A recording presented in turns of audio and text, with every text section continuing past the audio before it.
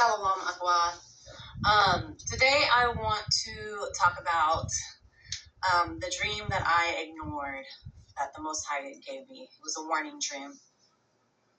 A warning dream that the Most High gave me about my future husband abusing me.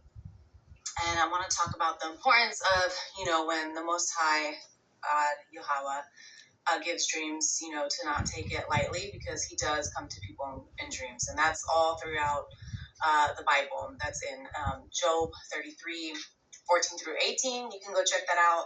I recommend reading all these stories in the Bible too, just so you can get a sense. But another one is Acts 2:17, Joel 2:28, Genesis 37, 1 through 36, and that was actually Joseph's dream. Matthew 27:19, that was Pilate's wife. And then also Abimelech's dream in Genesis 20, verse 3. Matthew 2:12, that's when the wise men were warned in a dream. And then also Matthew 2:13 through 23, that was when Joseph was warned in a dream about taking Mary and Yahawashi I to Egypt because of King Herod wanted to kill him. So yeah, the dreams aren't meant to be taken lightly is my point of this story. And I wanted to share what happened with me. So I actually knew my husband since I was 14. I was a sophomore in high school. And, because I graduated high school when I was 17, because where the day I was born, where it lied on through the year. So I was young. I was like the youngest one each year because of where it lied. So I knew him since I was 14. I was a sophomore. He was a senior. And, he liked me a lot in high school and was constantly begging me to become his girlfriend. And in my spirit, everything in my spirit and my body for some reason was saying, no, don't do it. It was just, I couldn't describe why. He never did anything, but it was just the pressure of him, begging me to become his girlfriend. And something about it, like I said, my body, my spirit, everything was telling me no, And I remember during that time, when he was begging me and trying to convince me to be his girlfriend in high school, I actually had a dream. And it was so short and straight into the point. It wasn't a long dream or anything. But it was straight into the point. And it was just a dream of him slapping me hard across the face. And I woke up. But it felt so real. It was as if I felt the slap. And so after that dream, he was still begging me to be his girlfriend. And, I finally officially said, no, I don't want to be your girlfriend. And I remember him just saying, F you, because he was upset at that time that I said no, because he was mad. So anyways, life went on. He graduated. He went off to college. We didn't speak while he went on to college. I was finishing high school. And later on down the road, he ended up messaging me on Facebook from the people you may know. And this was probably about 7.5 years later after that. And so, it was about 2015 or after. And this was after I already graduated college. I was working in my field of what I went to school for.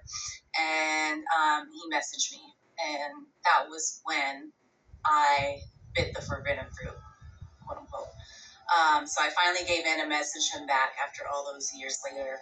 So even though I initially agreed, listened to my dream that the Most High Yahawah gave me, later on down the road, 7.5 years later, around that time frame, I disregarded that dream. So, I just ignored it. I told myself I was being paranoid or it was just a bad dream, and it proved over time that that dream was definitely a warning. It was definitely accurate because that's how the physical abuse started, was with slapping me across the face. And then it got so bad over the years that he ended up abusing me to the point where he threatened my life and said he was going to kill me. And it was a lot more than just slapping me across the face. So, my point is don't take your dreams lightly, especially if you're truly living for Yahawah and Yahawashi I, you're following the commandments, you're reading the Bible, you're really living, like, your purpose is to keep the commandments, you're trying to keep the holy days, you're staying on that narrow path. Don't take your dreams lightly. That's my point. And, in the next upcoming videos, I will be sharing about the different times he harmed me too, and how it escalated over time, or each time. But I just want to tell you, ladies, to stay focused on Yahawah and Yahawashi I. And yeah, have a blessed day, and I will see you next time. Shalom.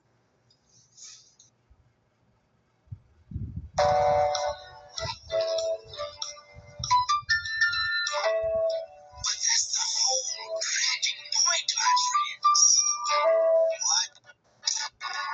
What I do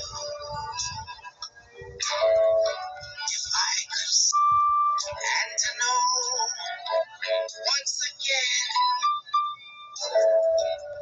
what I feel is real. I can cry, I can smile, I might lay back for a while. Tell me what would I do if I could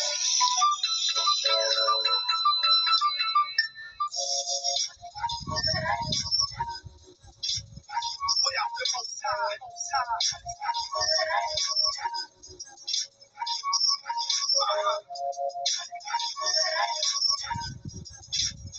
without the most high. And it's only begotten Son for every generation born, bear witness to the truth. I write my life with this witness as my letter to you. Through all my ups and downs, joys and pain, war, peace and silence, but so the noise that came. I was hungry for the love, never hungry for the pain. When I heard the first beat, that's when the hunger first came. I was a starving artist, couldn't afford hunger pain. Somehow I survived through it all like Hunger Games. First persecution, then the thunder came. Life added more trials, more rain, more pain. Felt like Kanye through the wire. I still kept my faith strong and my eyes on the Messiah. Each day the Most High is leading me to truth. Every lesson learned teaches me to teach it from the book. For my people, I'm reaching for you. By the grace of the Most High, today I'm speaking to you. But what I do without the Most High,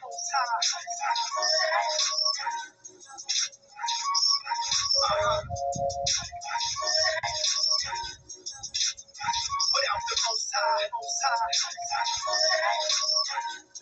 And it's only behind the sun. I was a little too surviving in the ghetto, where it's easier to get blue medals than a new bike to pedal. Young dude, deep thinker, I was on another level. Took a stand for truth, so haters label me a rebel. They did it to Christ and they would do it to me.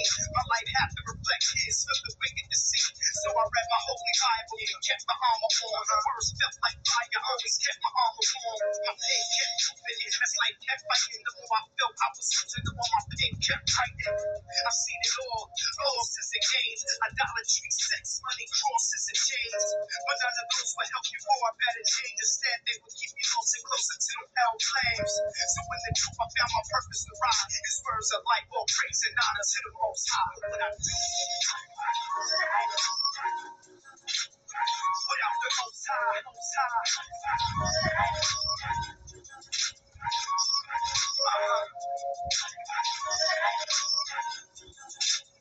without the Most High. And it's only begotten Son. It's the question we all need to ask ourselves. You know, what would we do without the Most High, man?